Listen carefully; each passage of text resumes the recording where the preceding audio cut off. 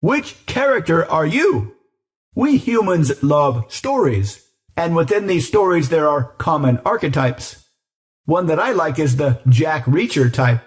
He's very much like the Clint Eastwood man with no name, which was modeled after a similar character played by Toshiro Mifune. Eastwood's character was a gunslinger wandering around the Wild West. Mifune's character was a samurai wandering around during the warring period similar to the Wild West. Reacher is a modern version. These characters are always calm, cool, collected, and deadly. They show up in town, deal with the corruption, kill all the bad guys, save the good guys, and wander on to the next town. Then there are their archetypes that are the master planners, those who always have a long game.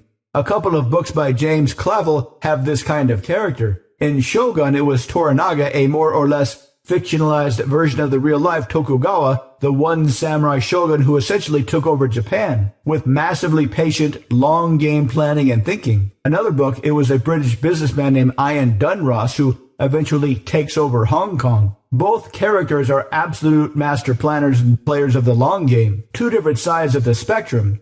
Reacher and the man with no name don't have any long game plans. They just wander the earth and go from adventure to adventure. Toranaga and Dunrush are long-game master planners, but both character types have exceptional mental qualities. Reacher is a genius detective who can solve crimes nobody else can. The man with no name can expertly read social situations and know who to kill and how to kill them. Both have an absolute feeling of ownership over their decisions, their actions, and their lives. You'll never catch Reacher or the man with no name wishing life was easier or other people wouldn't do the things they do. This is, however, how most people respond to adversity.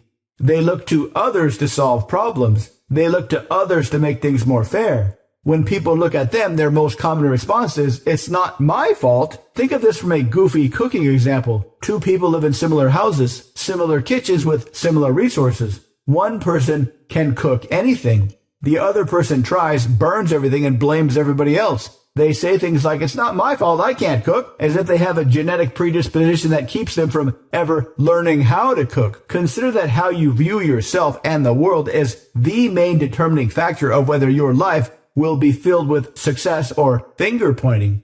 Luckily, this mindset is something you can develop and strengthen over time. To learn more, visit mindpersuasion.com/live-training.